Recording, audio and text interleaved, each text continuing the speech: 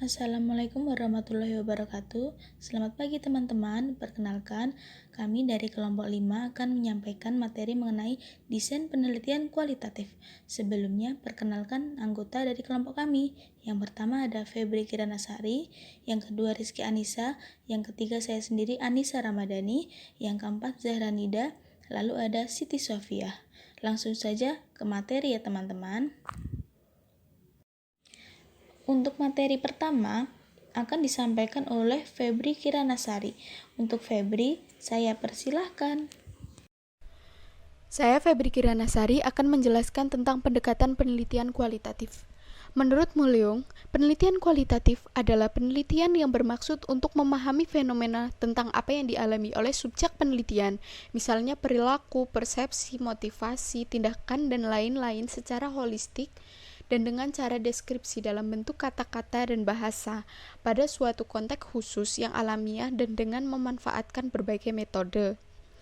Karakteristik pokok yang menjadi perhatian dalam penelitian kualitatif adalah terhadap makna. Dalam hal ini, penelitian tidak peduli terhadap persamaan dari objek penelitian, melainkan sebaliknya, mengungkap tentang pandangan kehidupan dari orang yang berbeda-beda. Pemikiran ini didasari pula oleh kenyataan bahwa makna yang ada di dalam setiap orang itu berbeda-beda. Oleh karena itu, tidak mungkin untuk mengungkap kenyataan yang ada dalam diri orang yang unik itu menggunakan alat lain kecuali manusia itu sebagai instrumen.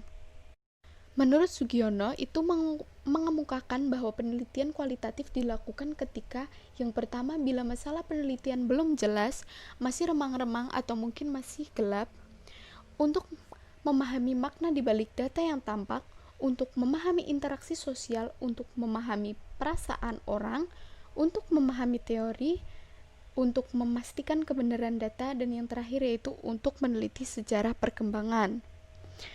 Ada beberapa pendekatan penelitian dalam kualitatif, yaitu studi kasus, etnografi, dan grounder teori, di mana studi kasus itu merupakan kajian tentang pengalaman personal yang unik yang tidak dimiliki oleh orang lain atau sekelompok orang lain, sedangkan etnografi itu suatu pendekatan yang digunakan untuk memahami cara-cara orang dalam satu komunitas itu berinteraksi dan teramati dalam kehidupan sehari-hari.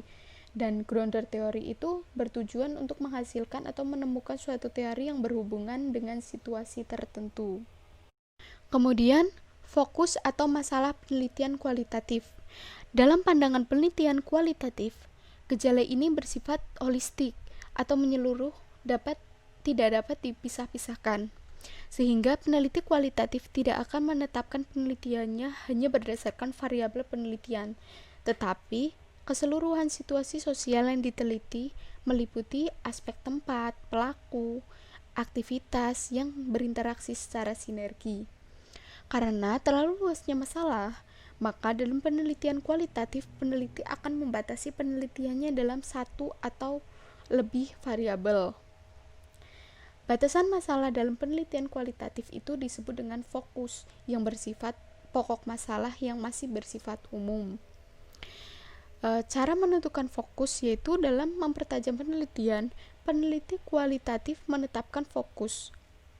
Spratlen menyatakan bahwa fokus itu merupakan domain tunggal atau beberapa domain yang terkait situasi sosial. Dalam penelitian kualitatif, penentuan fokus dalam proposal lebih didasarkan pada tingkat kebaruan informasi yang akan diperoleh dari situasi sosial atau lapangan. Fokus yang sebenarnya dalam penelitian kualitatif diperoleh setelah peneliti itu melakukan grantor observation dan grantor question, atau yang disebut dengan penjelajahan umum, di mana dari penjelajahan itu peneliti akan memperoleh gambaran umum menyeluruh tentang situasi sosial. Untuk memahaminya secara lebih luas dan mendalam, maka peneliti itu diperlukan pemilihan fokus penelitian. Menurut Sugiono, mengemukakan 4 alternatif untuk menentukan fokus penelitian, yaitu dengan menetapkan fokus pada permasalahan yang disarankan oleh informan, kemudian menetapkan fokus berdasarkan domain-domain tertentu atau organizing domain, kemudian menetapkan fokus yang dimiliki nilai temuan untuk pengembangan iptek, dan yang terakhir yaitu menetapkan fokus berdasarkan permasalahan yang terkait dengan teori-teori yang telah ada. Materi selanjutnya akan disampaikan oleh Rizky Aniska. Untuk Rizky Anissa, saya persilahkan. Baik, terima kasih atas waktunya. Saya akan menjelaskan tentang lokasi dan waktu penelitian. Dalam memilih lokasi penelitian, peneliti dihadapkan pada masalah dan ketentuan proporsi utama dari penelitian, dikonsentrasikan pada pemenuh kebutuhan masyarakat akan sandang pangan. Menurut Daniel 2003, ada dua dasar yang bisa dijadikan pegangan dalam penelitian, yakni faktor kegunaan. Dalam memilih lokasi, penelitian harus memperhatikan besar dan luasnya masalah yang akan dipecahkan. Kemudian, unsur-unsur yang tersedia harus diperhatikan dalam semua penelitian. Faktor tenaga, biaya, dan bantuan dari orang lain tidak tersedia dalam jumlah yang dapat digunakan sewenang-wenang. Kemudian untuk waktu penelitian disesuaikan dari lokasi penelitian. Jika kriteria yang dibutuhkan sudah terpenuhi, penelitian bisa dimulai. Kemudian saya akan menjelaskan tentang subjek penelitian. Subjek penelitian adalah sumber utama data penelitian, yaitu memiliki data mengenai variabel-variabel atau permasalahan-permasalahan yang diteliti. Penentuan subjek penelitian kualitatif dilakukan saat peneliti mulai memasuki lapangan. Subjek dipilih berfungsi untuk mendapatkan informasi yang maksimum, bukan untuk digeneralisasikan. Materi selanjutnya akan disampaikan oleh saya sendiri, Anissa Ramadhani, mengenai data dan sumber data. Data dan sumber data. Yang pertama ada jenis data. Ada dua macam jenis data pada umumnya, yaitu data kuantitatif dan data kualitatif. Data kualitatif adalah data yang tidak berbentuk angka, atau dengan kata lain data yang berbentuk kalimat, kata, atau gambar. Sedangkan data kuantitatif adalah data yang berbentuk angka. Data kuantitatif dapat dibedakan menjadi dua, yaitu data diskrit dan data kontinum. Data diskrit adalah data yang diperoleh dari hasil menghitung, sedangkan data kontinum adalah data yang diperoleh dari hasil pengukuran.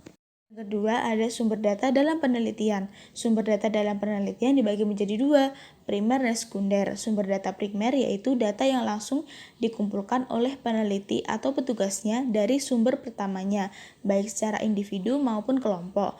Data primer secara khusus dilakukan untuk menjawab pertanyaan penelitian. Yang kedua, sumber data sekunder, yaitu data yang langsung dikumpulkan oleh peneliti sebagai penunjang dari sumber pertama. Data ini diperoleh peneliti secara tidak langsung melalui media perantara. Dengan kata lain, diperoleh atau dicatat oleh pihak lain. Data sekunder itu berupa bukti, catatan, atau laporan historis yang tersusun dalam arsip atau data dokumenter. Materi selanjutnya akan disampaikan oleh Zahra Nida. Untuk Zahra, saya persilakan. Perkenalkan, nama aku Zahra Nida Sabira. Kali ini aku tuh mau jelasin tentang teknik pengumpulan data. Yang pertama ada wawancara mendalam. Peneliti melakukan wawancara semi terstruktur atau semi struktur interview, di mana dalam pelaksanaannya lebih bebas bila dibandingkan dengan wawancara terstruktur. Tujuan dari wawancara jenis ini adalah untuk menemukan permasalahan secara lebih terbuka, di mana pihak yang diajak wawancara diminta pendapat dan ide-idenya. Jadi kegiatannya itu berupa tanya jawab, namun pertanyaan yang diberikan dan suasananya itu lebih santai. Jadi narasumber pastinya akan lebih nyaman dan lebih terbuka dalam menyampaikan perasaan dan ide-idenya tersebut. Kemudian, teknik yang kedua ada observasi. Menurut Sugiono, melalui observasi peneliti dapat belajar tentang perilaku dan makna dari perilaku tersebut. Jenis observasi yang dilakukan pada penelitian ini adalah observasi partisipatif pasif, yang berarti bahwa peneliti datang ke tempat subjek, melakukan kegiatan yang diamati tetapi tidak ikut terlibat dalam kegiatan tersebut. Jadi tugas peneliti pada teknik ini itu hanya sebagai pemantau ya. Terus yang ketiga itu ada dokumen. Dokumen yang digunakan untuk mendukung data hasil wawancara adalah berupa artikel di media massa mengenai subjek 1 dan 2 serta foto-foto pribadi pada subjek 3. Oke, lanjut ke materi berikutnya ya. Ini ada kredibilitas. Norman K. Denkin mendefinisikan triangulasi sebagai gabungan atau kombinasi berbagai metode yang dipakai untuk mengkaji fenomena yang saling terkait dari sudut pandang dan perspektif yang berbeda. Sampai saat ini, konsep Denkin ini dipakai oleh para peneliti kualitatif di berbagai bidang. Menurutnya, triangulasi meliputi 4 hal, yaitu triangulasi metode, triangulasi antar peneliti jika penelitian dilakukan dengan kelompok. Yang ketiga ada triangulasi sumber data, dan yang keempat ada triangulasi teori. Triangulasi metode dilakukan dengan cara membandingkan informasi atau data dengan cara yang berbeda. Yang kedua ada triangulasi antar peneliti. Dilakukan dengan cara menggunakan lebih dari satu orang dalam pengumpulan dan analisis data. Yang ketiga ada triangulasi sumber data. Dengan menggali kebenaran informasi tertentu melalui berbagai metode dan sumber perolehan data. Yang keempat ada triangulasi teori. Nah, ini dengan membandingkan berbagai teori ya. Oke. Untuk materi terakhir akan disampaikan oleh Siti Sofia. Silahkan. Materi selanjutnya adalah analisis data. Teknik analisis data adalah suatu kegiatan yang mengacu pada penelaahan atau pengujian yang sistematis mengenai suatu hal dalam rangka mengetahui bagian-bagian, hubungan di antara bagian, dan hubungan antara bagian dan keseluruhan. Huberman dan Miles melukiskan siklus analisis data. Yang pertama itu pengumpulan data, yang kedua reduksi data, yang ketiga penyajian data, dan yang terakhir verifikasi atau penarikan kesimpulan. Yang pertama ada pengumpulan data atau data collection. Pengumpulan data di lapangan tentu berkaitan dengan teknik penggalian data. Ia juga berkaitan pula dengan sumber dan jenis data. Setidaknya sumber data dalam penelitian kualitatif itu berupa satu kata-kata, yang kedua tindakan. Selebihnya adalah data tambahan seperti dokumen atau sumber data tertulis, foto, dan statistik. Kata-kata dan tindakan orang-orang yang diamati atau diwawancarai merupakan sumber data utama. Sumber data utama dicatat melalui catatan tertulis atau melalui perekaman video atau audio tapes, pengambilan foto atau film. Sedangkan sumber data tambahan yang berasal dari sumber tertulis dapat dibagi atas sumber buku dan majalah ilmiah, sumber dari arsip, dokumen pribadi, dan dokumen resmi. Yang kedua, reduksi data atau data reduction. Reduksi data adalah proses pemilihan, pemusatan perhatian pada penyederhanaan, pengabstrakan, dan transformasi data kasar yang muncul dari catatan-catatan tertulis di lapangan. Proses ini berlangsung terus-menerus selama penelitian berlangsung. Bahkan sebelum data benar-benar kumpul. Reduksi data itu meliputi 1. Meringkas data, yang kedua, mengkode, yang ketiga, menelusuri tema, yang keempat, membuat gugus-gugus. Caranya, seleksi ketat atas data, ringkasan, atau uraian singkat, dan menggolongkannya ke dalam pola yang lebih luas. Yang ketiga, penyajian data atau data display. Penyajian data adalah kegiatan ketika sekumpulan informasi disusun sehingga memberi kemungkinan akan adanya penarikan kesimpulan dan pengambilan tindakan. Bentuk penyajian data kualitatif dapat berupa teks naratif berbentuk catatan lapangan, metrik, grafik, jaringan, dan bagan. Bentuk-bentuk ini menggabungkan informasi yang tersusun dalam suatu bentuk yang padu dan mudah diraih, sehingga memudahkan untuk melihat apa yang sedang terjadi dan apakah kesimpulan sudah tepat, atau sebaliknya, melakukan analisis kembali. Dan yang terakhir, penarikan kesimpulan atau conclusion drawing atau verification. Itu upaya penarikan kesimpulan itu dilakukan peneliti secara terus-menerus selama berada di lapangan.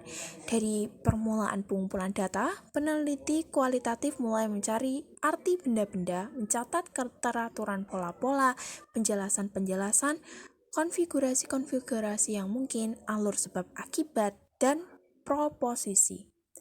Kesimpulan-kesimpulan ini ditangani secara longgar, tetap, terbuka, dan skeptis. Tetapi kesimpulan sudah disediakan.